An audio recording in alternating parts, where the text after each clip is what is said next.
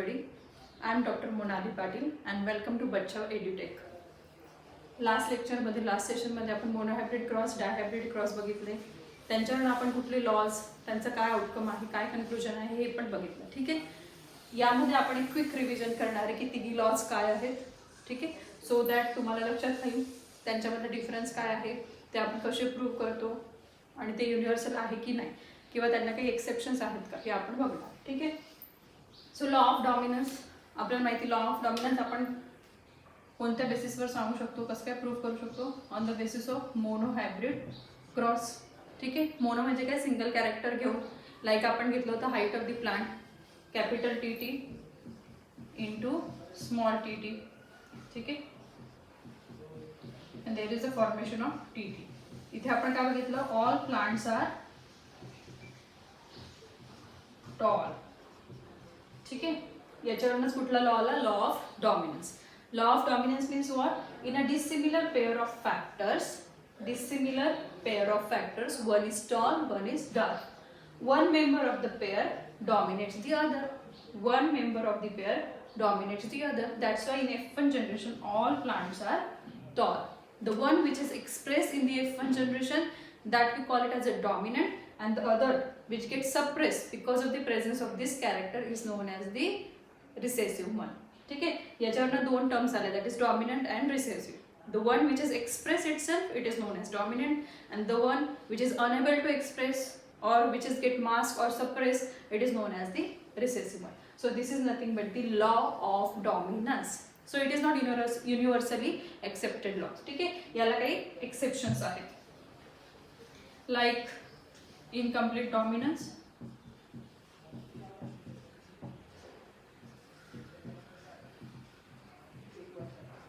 And कोडॉमिनन्स. याला exceptions आहेत, अपवाद आहेत. ते आहे इनकम्प्लीट डॉमिनन्स अँड कोडॉमिनन्स. हे आपण नेक्स्ट लेक्चरमध्ये, नेक्स्ट सेशनमध्ये बघणारच आहोत. ठीक आहे. जेव्हा आपण व्हेरिएशन डेव्हिएशन्स बघू मेंडेलियन जेनेटिक्सचे तेव्हा. ठीक आहे. सो लॉ ऑफ डॉमिनन्स मध्ये काय, the one which is able to express itself in F1 generation it is known as a dominant one, and the other one which is get suppress that is known as the recessive one. That is nothing but simple law of dominance. Law of dominance आपण कशावरून predict केला, monohybrid cross वरून. Monohybrid म्हणजे काय, single character at a time study करायचं. Either it is height of the plant, either it is seed shape, either it is seed colour, pod shape, pod colour, likewise. ठीक आहे. याला exceptions आहेत, and that is nothing but the incomplete dominance and codominance. ठीक आहे. Then next is law of segregation. Segregation म्हणजेच काय, separation. ठीक आहे. यालाच आपण कुठला लॉ म्हटलं, law of purity of gametes. So generally हा काय आहे, युनिव्हर्सल लॉ आहे. It is nothing but the universal law which is also known as law of purity of gametes. गॅमेट्सची प्युरिटी म्हणजेच काय, alleles of a pair segregate. Segregate म्हणजेच काय, separate, segregate from each other such that gamete receives only one of the two factors. Gamete मध्ये काय येतात, एकच कुठला तरी फॅक्टर, एकच कुठला अलील येतो. कारण आता आपल्याला माहिती आहे गॅमेट कसे हॅप्लॉइड ॲट ए टाइम त्यांच्यामध्ये एकाच टाईपचा अलील असतो आउट ऑफ 2. ठीक आहे. सो हे कशावरून आपण प्रूव्ह केलं, कुठल्या गोष्टीचं कन्क्लुजन आहे, हे कशावरून आउटकम काढलं होतं आपण, लॉ ऑफ सेग्रिगेशन. मेंडलने कशावरून ठरवलं होतं की it is the law of segregation, किंवा आपण याला सेपरेशन ऑफ अलील म्हणणार. So again mono hybrid cross, again on the basis of mono hybrid cross. ठीक आहे. हे कशावरून लक्षात आलं होतं, सेग्रिगेशन. सो इकडे काय केलं होतं, कॅपिटल टी, किंवा आपण डिरेक्टली घेऊ सेल्फिंग केलं. ठीक आहे. सेल्फिंगच्या वेळेस काय दिसलं, what are the result, capital T T. ठीक आहे. F1 जनरेशन मध्ये सगळे प्लांट्स टॉल होते, पण F2 जनरेशन मध्ये जेव्हा सेल्फिंग केलं तेव्हा सगळे टॉल आले का, नाही. So out of 4, 1/4 is dark and 3/4 are tall one. So काय झालं, कॅरेक्टर रिकवर झालं. जे हिडन होतं F1च्या केसमध्ये, जे हिडन कॅरेक्टर होतं that is nothing but darkness, ते कुठं परत अपियर झालं, F2 जनरेशन मध्ये परत त्यांचं अपिअरन्स झालं. आपल्याला डार्क प्लांट तसे तसं मिळालं, same like the parent plant. म्हणजेच काय, त्यांच्यामध्ये ब्लेंडिंग झालेलं नाहीये, मिक्सिंग झालेलं नाहीये. That is nothing but the law of segregation. The character which is hidden in case of F1 generation that again appear without any blending, without any mixing in the F2 generation, and this is nothing but the law of segregation, or it is also known as law of purity of gametes. आणि आपण कुठल्या बेसिसवर सांगू शकतो? Monohybrid क्रॉसच्या बेसिसवर. Understand दिस.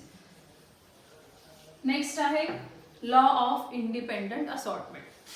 कशावरनं दिलं हे outcome? Of course on the basis of dihybrid cross. Di means compare two contrasting characters at a time, like seed shape, seed color, pod shape, pod color, height and flower position, flower color and flower position, any two characters at a time. ठीक है, and that is nothing but the dihybrid cross. So law of independent assortment. Independent कुणावरही dependent नाहीये, assort होत आहे म्हणजे separate होत आहेत, त्यांचे त्यांचे जातात. हे आपण कुठल्या बेसिसवरती प्रूव्ह केलं होतं? That is on the basis of dihybrid cross. ठीक आहे, डायहायब्रिड क्रॉस मध्ये कुठले गॅमेट्स तयार झाले होते? Y R capital Y small R small Y capital R, आणि फोर्थ गॅमेट होता स्मॉल वाय स्मॉल वाय. ठीक आहे, सो डायहायब्रिडच्या केसमध्ये आपल्याला 4 टाईपचे गॅमेट्स मिळाले. 4 टाईपच्या गॅमेट्स मध्ये आपल्या काय लक्षात आलं? Yellow goes with brown, yellow also goes with green. ठीक आहे, then sorry yellow and brown, yellow and wrinkle, green and brown, green and wrinkle. Isn't it? So जेव्हा आपण 9:3:3:1 रेशो बघितला, 9:3:3:1 रेशो बघितलं, तेव्हा आपलं काय लक्षात आलं की जे 9 आहेत ते काय आहे? Yellow round. जे 3 आहेत ते काय आहे? Yellow wrinkle. These 3 green round and this one is green wrinkle. So combination बदलले. पॅरेंट कसे होते? Yellow round 1 parent, second parent काय होतं? ग्रीन अँड रिंकल. ठीक आहे, सो आपण जे लॉजिक लावणार त्याच्यानुसार काय व्हायला पाहिजे होतं? येलो आणि राउंड सोबत जायला पाहिजे होते, पण तसं झालं का? नाही. येलोने रिंकल सोबत सुद्धा कॉम्बिनेशन फॉर्म केलं, आणि इकडे ग्रीनने कशा सोबत जायला पाहिजे होतं? रिंकल सोबत, पण त्याने राऊंड सोबत सुद्धा कॉम्बिनेशन तयार केली. सो त्याच्यावरून आउटकम आलं की law of independent assortment. It is not universally accepted law. ठीक आहे, याला पण एक्सेप्शन आहेत, कारण यांनी जेव्हा स्टडी केलं होतं मेंडल यांनी, तेव्हा त्यांनी लिंकेज कुठंच कन्सिडर केलेलं नव्हतं. पण आता आपल्याला माहिती आहे लिंकेज आहे, रिकॉम्बिनेशन आहे, क्रॉसिंग ओव्हर आहे, all the concepts are there. ठीक आहे, so when 2 pairs of traits are combined in a hybrid, ठीक आहे, like YYRR, segregation of one pair of character is independent of the other pair of character. ठीक आहे, YR एक pair होती. ठीक आहे, सीड कलर एक पेयर आहे, सीड शेप एक कलर पेयर आहे, पण त्यांनी त्यांचं कॉम्बिनेशन दाखवून दिले F2 जनरेशन्स मध्ये. ठीक आहे, F2 जनरेशन मध्ये आपल्याला त्यांचे वेगवेगळे कॉम्बिनेशन, पॉसिबल कॉम्बिनेशन दिसले. असं नाही की कॅपिटल Y हा कॅपिटल R सोबतच गेला. याचाच अर्थ काय की हेच क्रोमोझोम वरती लांब लांब असणारे किंवा जीन वरती यांची लोकेशन जी आहे ती कशी असणार आहे? लांब लांब असणार. ठीक आहे, सो इथे आपण कन्सिडर केलं, इथे आहे कॅपिटल वाय, इथे आहे small Y, capital R, small R. ठीक आहे, यांच्यामधलं डिस्टन्स कसं आहे? जास्त आहे. यांच्यामधलं डिस्टन्स कसं आहे? जास्त आहे. जेव्हा डिस्टन्स जास्त असतं तेव्हा ते लिंक असतील का? नाही. डिस्टन्स जास्त आहे म्हणजेच इंडिपेंडंट असॉर्टमेंट पण काय आहे? जास्त आहे. ठीक आहे, डिस्टन्स जास्त, इंडिपेंडंट असॉर्टमेंट जास्त, आणि लिंकेज कमी. लिंकेज कशी? कमी. ठीक आहे, बट सपोज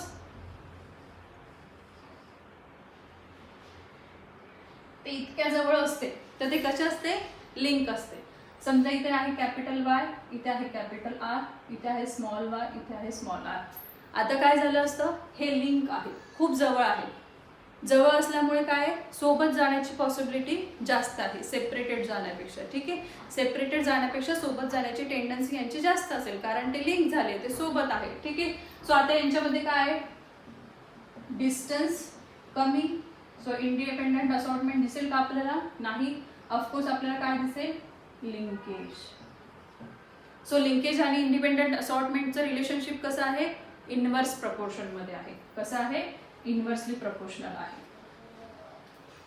जेव्हा आपल्याला इंडिपेंडंट असॉर्टमेंट दिसणार, independent assortment is inversely proportional to the linkage और वाइस वर्सा. ठीक आहे, लिंकेज जास्त म्हणजेच इंडिपेंडंट असॉर्टमेंट कमी म्हणजेच डिस्टन्स खूप कमी आहे. डिस्टन्स कमी, लिंकेज जास्त म्हणजेच ते सोबत जाण्याचे चान्सेस आहेत. पण हे मेंडेलियन जेनेटिक्स जेव्हा आले, मेंडलचे जेव्हा लॉ आले तेव्हा होतं का? नाही. तेव्हा त्यांना हेच माहिती नव्हतं, तेव्हा ते फॅक्टरपर्यंतच पोहोचले होते. त्याच्यानंतर खूप सारा रिसर्च झाल्यानंतर हे लिंकेजपर्यंत गोष्टी गेल्या. ठीक आहे, सो कळालं तुम्हाला? लॉ ऑफ डॉमिनन्स मोनोहायब्रिडच्या बेसिसवरती आपण त्याला प्रूव्ह करणार. त्याला एक्सेप्शन्स आहेत, that is incomplete dominance and codominance. Law of segregation, segregation म्हणजे सेपरेशन, त्यालाच आपण law of purity of gamete म्हणतो. हा युनिव्हर्सल लॉ आहे, सगळीकडे त्याचं एक्सेप्टेड आहे तो. ठीक आहे, याला पण आपण मोनोहायब्रिडच्या केसमध्ये प्रूव्ह करू शकतो. लॉ ऑफ इंडिपेंडंट असॉर्टमेंट डायहायब्रिडच्या बेसिसवरती. ठीक आहे, इंडिपेंडंट असॉर्टमेंट असेल तर लिंकेज ऑफकोर्स कमी असणार आहे, म्हणजेच त्यांच्यामधलं डिस्टन्स खूप जास्त असणार. ठीक आहे, दोन मित्र जवळजवळ आहे, फ्रेंडशिप चांगली आहे. ठीक आहे, एक खूप पुढे बसला, एक खूप लांब बसलेला आहे, ते कधीच एकमेकांशी बोलत नाही, इंडिपेंडेंटली असॉर्टेड. ठीक आहे, so that is nothing but this. So हे रिलेशनशिप तुम्हाला लक्षात ठेवायचं, it is very very very important. हे पुढे आपण परत लिंकेजमध्ये बघणारच आहे.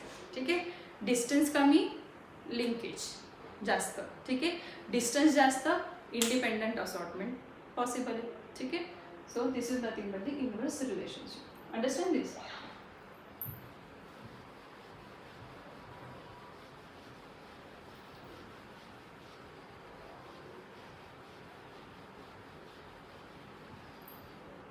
सिंपल एक्झाम्पल आपण परत बघू इंडिपेंडंट असॉर्टमेंटचं.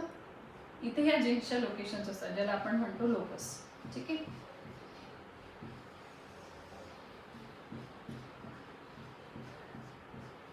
सो इथे जर 1 आणि 2 असेल, इथे 1 आणि 2 असेल तर काय आहे, 1 आणि 2 लिंक आहे. ठीक आहे, पण जेव्हा तुम्ही कॅरेक्टर स्टडी केले इंडिपेंडंट असॉर्टमेंटमध्ये ते कसे होते, लकीली ते लांब लांब होते, इंडिपेंडंटली असॉर्टेड, सेपरेट सेपरेट होते. त्याच्यामुळे नेक्स्ट जनरेशनमध्ये जाताना ते सेपरेटली त्यांनी त्यांचं एक्सप्रेशन दिलं. ठीक आहे, सेपरेट एक्सप्रेशन दिलं. पण तेच जेव्हा मेंडल यांनी स्टडी केला तेव्हा तेच जर लिंक असते, जवळजवळ असते, तर त्यांना जे रिझल्ट्स मिळाले 9:3:3:1 किंवा असॉर्टमेंट होते, हे जे काही त्यांनी सांगितलं ते तेव्हा सांगू शकले असते का? नाही. पण लकीली त्यांनी जे पी प्लांट घेतलं होतं त्यांच्यामध्ये ज्या कंट्रास्टिंग कॅरेक्टरिस्टिक त्यांनी स्टडी केल्या त्या लकीली एकमेकांपासून डिस्टन्सवरती होत्या. डिस्टन्स जास्त, इंडिपेंडंट असॉर्टमेंट दिसेल, डिस्टन्स कमी, लिंकेज दिसेल. खूप सिंपल आहे. सो हे तुम्हाला लक्षात ठेवायचं. Understand this? Are you getting? So next आपण काही टर्म्स बघणार आहे, लाईक हेट्रोसिस काय, रेसिप्रोकल क्रॉस काय. ठीक आहे, मोनोहायब्रिड आणि डायहायब्रिड स्टडी करताना आपण ऑलरेडी केलेलं आहे टेस्ट क्रॉस. टेस्ट क्रॉस म्हणजेच काय, अननोन पॅरेंट तुम्हाला माहिती करून घ्यायचं असेल, पॅरेंट आपल्याला माहिती नाही आहे. ठीक आहे, तुमच्याकडे एक प्लांट आहे, ते टॉल आहे, पण ते टॉल कुठल्या पद्धतीचं आहे, वेदर इट इज होमोझायगस और वेदर इट इज हेट्रोझायगस. दोन possibility, isn't it, first and second. So यांच्यापैकी ते काय आहे हे जर तुम्हाला जाणून घ्यायचं असेल तर तुम्ही काय करणार, टेस्ट क्रॉस. टेस्ट म्हणजेच काय, चेक करायचं, इन्व्हेस्टिगेट करायचं आपल्याला. ठीक आहे, सो टेस्ट करण्यासाठी तुम्ही काय कराल, त्याचा क्रॉस त्याच्यासोबत कराल, रिसेसिव्ह पॅरेंट सोबत. हे लक्षात ठेवायचं. Again it is very very important. ठीक आहे, याच्याशी रिलेटेड क्वेश्चन असतो. जेव्हा तुम्ही क्रॉस कराल, अननोन पॅरेंटचा क्रॉस जेव्हा तुम्ही रिसेसिव्ह पॅरेंट सोबत कराल तेव्हा तुम्हाला आपोआपच कळेल की पॅरेंट प्लांट जे आहे, जे प्लांट आपल्याकडे आहे ते होमोझायगस आहे की हेट्रोझायगस आहे. ठीक आहे, होमोझायगस असेल तर सगळे कसे दिसणार, एकसारखेच दिसणार. ठीक आहे, सो फॉर एक्झाम्पल 4:0 रेशो दिसणार. पण ते जर हेट्रोझायगस असेल तर आपल्याला नेहमी रेशो कसा दिसणार, 1:1. 1:1 रेशो आल्याबद्दल तुम्हाला काय कळेल की दिलेलं प्लांट हे कसं आहे, हेट्रोझायगस आहे. ठीक आहे, सो अननोन पॅरेंट आपल्याला माहिती करून घ्यायचं असेल तर आपण काय करतो, test cross. Back cross, back म्हणजे काय, मागे जाणं. हे पण आपण डिस्कस केलं होतं. बॅक म्हणजे काय, मागे जाणे. सो मागे जाणं म्हणजे काय, जे काही ऑफस्प्रिंग आहेत त्यांचा क्रॉस कुठल्याही एका पॅरेंट सोबत करायचा. हे कशासाठी करायचं, मग उगाचच करायचं का, नाही. सो तुम्हाला डिझायर प्लांट हवं असेल एखादा प्लांटची तुम्हाला डिझायर कॅरेक्टरिस्टिक हवी असेल की नाही मला सगळे टॉलस प्लांट हवे आहेत किंवा नाही मला सगळे ग्रीन कलरचेच यायला हवेत सीड्स, सो त्यासाठी आपण जे काही करणार किंवा येलो कलरचे सीड्स हवे, तर त्यासाठी आपल्याला जे काही करायचं आहे that is nothing but the back cross. So desire plant आपल्याला हवं असेल तर आपण ते करणार. मग ते आपण कसं करणार, इथे रिसेसिव्ह पॅरेंट सोबत. ठीक आहे, इथे कोणासोबत, any parent, depend on you की आपल्याला नेमकी काय हवं. सो एनी पॅरेंट सोबत आपण जो क्रॉस करतो त्याला आपण काय म्हणतो, बॅक क्रॉस.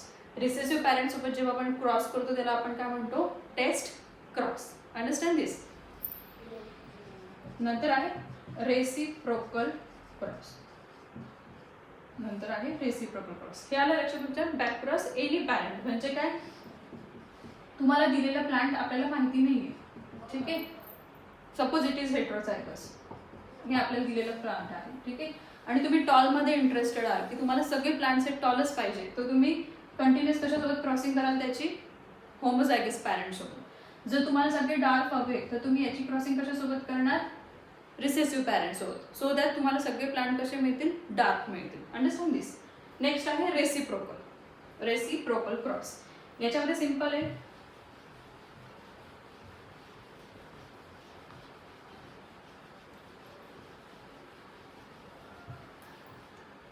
ठीक आहे. So suppose RR and RR, हे आहे मेल प्लांट, हे आहे फिमेल प्लांट. मेल प्लांट आहे म्हणजेच काय, इथून आपण काय घेतले, पोलन घेतले. ठीक आहे, आणि इकडून काय आहे, एक. ठीक आहे, सो पॅरेंट, जेव्हा आपण पॅरेंट घेतो तेव्हा एक मेल आहे एक फिमेल आहे. मेल आहे म्हणजेच काय, त्याचे पोलन्स आपण घेणार आहे हायब्रिडायझेशन एक्सपेरिमेंटसाठी, आणि इकडून फ्लावरवरचा एक. सो हे पोलन आपण स्टिग्मावरती स्प्रेड करणार आहे. सिम्पल. सो ह्या केसमध्ये काय होईल, gamete formation and there is hybrid formation, F1 generation, isn't it. ठीक आहे, सो ह्या केसमध्ये काय झालं, सगळे कसे आले, राऊंड. हा एक क्रॉस झाला. ठीक आहे, capital A capital B, parent A parent B, one is male another one is female. Next केसमध्ये आपण फक्त याचं उलटं करणार, म्हणजेच काय, कॅपिटल RR आता फिमेल म्हणून घेणार, म्हणजेच इकडून काय घेणार आपण, एक, म्हणजेच काय, याच्या स्टिग्मावरती आपण पोलन स्प्रेड करणार, आणि स्मॉल RR जे आहे त्याला आपण मेल कन्सिडर करणार, म्हणजेच इकडून आपण काय घेणार, पोलन, याच्या स्टिग्मावरती आपण ते स्प्रेड करणार. ठीक आहे, हायब्रिडायझेशनसाठी. हे त्यांनी स्टडी करून बघितलं की काय व्हेरिएशन्स आपल्याला दिसतात, पण याच्यामध्ये व्हेरिएशन्स दिसले नाही. Result are same. सगळे परत कसे आले, जेनेटिक लेवलला सगळेचे सगळे परत काय आले, राऊंड. सगळे काय आले, हेट्रोझायगस. ठीक आहे, फिनोटाईप त्यांचं काय दिसलं, सगळे राऊंड. इथे पण काय दिसले, राऊंड. सो याला आपण काय म्हणतो, रेसिप्रोकल क्रॉस. याला आपण काय म्हणतो, रेसिप्रोकल क्रॉस. ठीक आहे, रेसिप्रोकल. जो पहिले मेल म्हणून होता, सेकंड टाइम ते plant as a female consider करायचं. जो पहिले फिमेल म्हणून होता, सेकंड टाइम त्याला मेल म्हणून कन्सिडर करायचं, आणि काय चेंजेस येतात ते बघायचं. That is nothing but the reciprocal cross. Very simple. ठीक आहे, it is all depend on this की कुठल्याचे पोलन घेतले आपण. ठीक आहे, कुठल्या प्लांटला आपण मेल म्हणून कन्सिडर केले. This is nothing but reciprocal cross.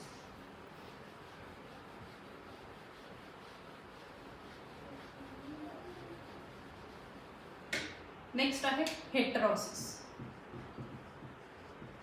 Heterosis.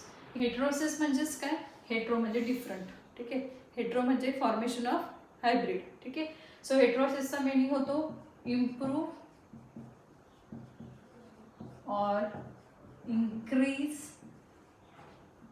Function of any biological quality in the hybrid offspring. ठीक है, improve or increase function of any biological quality, it may be anything. ठीक है, in the hybrid, it is about the height, it is about the seed shape, it is about the seed color, it is about the pod type, anything. So increase or improve their quality is nothing but the heterosis. That process is known as the heterosis. Or you can say superiority over the parent. ठीक है, to get the superior plant, to get the superior offspring, you can call it as a heterosis. Understand it? Superiority over the parent. म्हणजे जी काही next generation तयार होणार आहे ती Superior असणार आहे पॅरेंट जनरेशनपेक्षा. ठीक आहे, प्युअर लाईनपेक्षा जी काही हायब्रिड फॉर्म होणार आहे तो नेहमी सुपेरियर असणार आहे. त्या प्रोसेसला आपण काय म्हणतो, हेट्रोसिस. हे आपण करणार. ठीक आहे, हे एक्सपेरिमेंट आपण करून बघणार की हायब्रिडायझेशन करून बघितलं कुठली क्वालिटी इम्प्रूव्ह होते ते आपण बघणार. ठीक आहे, सो सिंपल आहे. सपोज आपण एखादं प्लांट घेतलं ज्याच्या मध्ये आहे प्रोडक्टिव्हिटी जास्त, प्रोडक्शन खूप जास्त मिळतं. ठीक आहे, पण हे डिसीज रेजिस्टंट नाही आहे. ठीक आहे, पटकन एखादा आजार त्याला लवकर होतो. ठीक आहे, सो नो डिसीज रेजिस्टन्स किंवा लेस म्हणू आपण, लेस डिसीज रेजिस्टंट. दुसरं एक आपल्याकडे प्लांट आहे ज्याच्यामध्ये प्रोडक्टिव्हिटी खूप कमी आहे पण डिसीज रेजिस्टन्स खूप जास्त आहे. ठीक आहे, म्हणजेच काय, याच्याकडे असे जीन्स असले पाहिजे की ज्याच्यामध्ये प्रोडक्शन वाढत आहे आणि याच्याकडे असे जीन्स असले पाहिजे ज्याच्यामुळे डिसीज रेजिस्टन्स डेव्हलप झालाय. मग अशा दोन क्वालिटीज जर एकाच प्लांटमध्ये आला आणि आपल्याला असं प्लांट मिळालं ह्या दोघांपासून की ज्याच्यामध्ये प्रोडक्शन पण जास्त आहे आणि डिसीज रेजिस्टन्स पण जास्त आहे, सो कोणाला आवडणार नाही प्रोडक्टिव्हिटी पण वाढवायला आणि डिसीज रेजिस्टन्स पण वाढवायला. ठीक आहे, सो ह्या टाईपचे एक्सपेरिमेंट केले गेले आणि जे हायब्रिड फॉर्म झाले त्यांना म्हटलं गेलं हायब्रिड व्हायगर. त्यांना काय म्हटलं गेलं, हायब्रिड व्हायगर. ठीक आहे, जसं आपण आता म्हणतो की जनरेशन गॅप खूप आहे, आत्ताच्या जनरेशनला टेक्नॉलॉजी सगळं माहिती आहे पण आपल्या पॅरेंट्सला टेक्नॉलॉजीबद्दल काहीच माहिती नाही. म्हणजे टेक्नॉलॉजीच्या केसमध्ये तुम्ही काय झाले, हायब्रिड व्हायगर. तुम्ही काय झाले, सुपिरियर ओव्हर दी पॅरेंट. ठीक आहे, so that is nothing but this. To increase or improve any biological quality in the offspring in the hybrid is known as the heterosis. They are always superior over the parent. ठीक आहे, या केसमध्ये दोन वेगवेगळे आपण unrelated individuals घेणार. ठीक आहे, ज्यांच्यामध्ये वेगवेगळ्या क्वालिटीज चांगल्या आहेत त्यांचे हायब्रिड फॉर्म करणार आणि जो हायब्रिड फॉर्म होईल तो कसा असेल, सुपिरियर असेल. त्यालाच आपण काय म्हणणार, हायब्रिड व्हायगर म्हणणार. हे खूप इम्पॉर्टंट आहे. आता आपण इनहेरिटन्सच्या केसमध्ये हे डिस्कस करतोय तर आपण जेनेटिक कॉम्बिनेशन्स घेऊन डिस्कस करूया. ठीक आहे, सो दॅट तुम्हाला अजून जास्त क्लिअर होईल.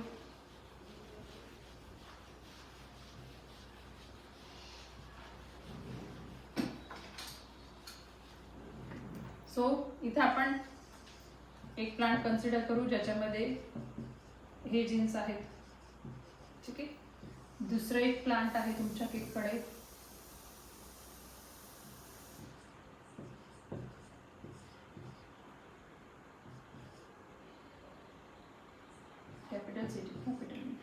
सपोज आपण समजू की ह्याच्यामुळे प्रोडक्शन जास्त होतंय, असे जीन्स आहे ज्याच्यामुळे प्रोडक्शन वाढतंय, असे जीन्स आहे ज्याच्यामुळे डिसीज रेजिस्टन्स वाढतोय. ठीक आहे, असे जीन्स आहे हे ज्याच्यामुळे क्वालिटी चांगली येते आणि अजून एखादा जीन्स आपण कन्सिडर करू ज्याच्यामुळे सपोज आपण सीड शेप चांगला येतोय. ठीक आहे, हे फक्त तुमच्या अंडरस्टँडिंगसाठी आहे. तो आता काय आहे, एक प्लांट आपल्याकडे आहे ज्याच्यामध्ये प्रोडक्शनची क्वालिटी जास्त आहे, प्रोडक्टिव्हिटी जास्त आहे आणि डिसीज रेजिस्टंट पण आहे. सेकंड असे ज्याच्यामध्ये क्वालिटी चांगली आहे, आपण क्वालिटीला पण प्रेफरन्स देतो इजंट इट. आणि नंतर आहे त्याच्याकडे सीडचे जे शेप आहे ते युनिफॉर्म आहे, युनिफॉर्म सीड शेप साईज आहे त्यांच्यामध्ये. तर आपल्याला काय हवं आता की हे चारही गुण एकाच मध्ये पाहिजे.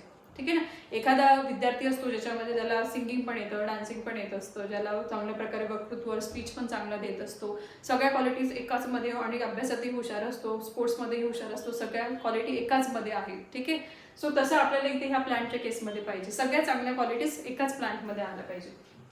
आपण काय करणार, हेट्रोझायगोसिटी वाढवणार याची. हेट्रोझायगोसिटी म्हणजेच काय, याचे जीन्स असे जीन्स यायला पाहिजे. ठीक आहे, सो सपोज आपल्याकडे अशी कंडिशन आली F1 जनरेशनमध्ये, जर आपल्याकडे अशी कंडिशन आली तर आपल्याला त्याच्या चारही क्वालिटीज मिळणार आहे, कारण dominant dominant dominant dominant characteristic. So या चारीच्या चारही क्वालिटी कोणामध्ये आल्या, या हायब्रिडमध्ये आल्या. हा झाला की हे सुपिरियर पॅरेंटपेक्षा, हे आहे पॅरेंट आणि हे आहे ऑफस्प्रिंग. हा हायब्रिड कसा झाला, सुपिरियर झाला पॅरेंटपेक्षा. ठीक आहे, so superiority over the parent, it is nothing but the heterosis.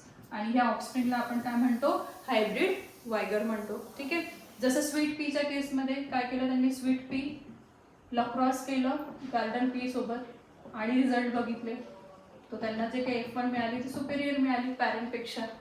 ठीक आहे. सो जनरली हा स्टडी खूप साऱ्या प्लांट्समध्ये, काही डॉग्सवरती पण स्टडी केलेला आहे, काही बर्ड्सच्या केसमध्ये पण स्टडी केला आहे. सो प्लांटच्या केसमध्ये मेजवरती स्टडी झाला. सो मेजमध्ये त्यांना असं फाउंड आउट झालं की जे काही F1 जनरेशन येते पॅरेंट्सचं क्रॉस करून जे काही हायब्रिड फॉर्म होतोय तो फर्टिलायझरला चांगला रिस्पॉन्स देतोय पॅरेंट्सपेक्षा. प्रोडक्टिव्हिटी पण वाढते आहे आणि फर्टिलायझरला, जे फर्टिलायझर आपण अप्लाय करतो त्याला तो रिस्पॉन्सही चांगला देतोय. मग ऑफकोर्स पुढे जाऊन ते काय करतील, तेच हायब्रिड प्लांट करतील. ठीक आहे. पॅरेंट जनरेशन सोडून कुठलं हायब्रिड व्हायगरलाच ते प्रेफरन्स मिळेल. असं या प्रकारे ते कॉर्नमध्ये, मेजमध्ये, राईसमध्ये, बऱ्याचशा प्लांट्समध्ये हेट्रोसिस त्यांनी अप्लाय केलेलं आहे आणि त्यांना चांगल्या क्वालिटीज मिळालेल्या आहे सायंटिस्टला. ठीक आहे. आणि म्हणून हेट्रोसिस ही कन्सेप्ट महत्त्वाची आहे. जो काही हायब्रिड फॉर्म होणार आहे तो कसा असणार आहे, सुपिरियर ओव्हर दी पॅरेंट. आपण त्यांची क्वालिटी इन्क्रीज करणार आहे, आयदर प्रोडक्टिव्हिटी म्हणा किंवा कुठल्याही कॅरेक्टरिस्टिक म्हणा ती इन्क्रीज करायची. कुठलीही बायोलॉजिकल क्वालिटी जी चांगली आहे, जी इम्पॉर्टंट आहे तिला इन्क्रीज करणं through the formation of hybrid, through the process of hybridization. It is known as the heterosis. Understand this. So आजपुरती आपण इथेच थांबणार आहोत. आज आपण बघितलं test cross, back cross, reciprocal cross काय असतो, हेट्रोसिस काय असतो, क्विक रिव्हिजन केली आपण सगळ्या लॉसची. ठीक आहे. नेक्स्ट लेक्चरमध्ये आपण बघू डेव्हिएशन्स काय आहे, मेंडल्सच्या फाइंडिंग्सला कुठले डेव्हिएशन आहेत, मेंडल्सच्या फाइंडिंगपेक्षा कुठल्या वेगवेगळे व्हेरिएशन्स त्यांना ऑब्झर्व झाले ते आपण नेक्स्ट लेक्चरमध्ये बघणार. ठीक आहे. थँक्यू.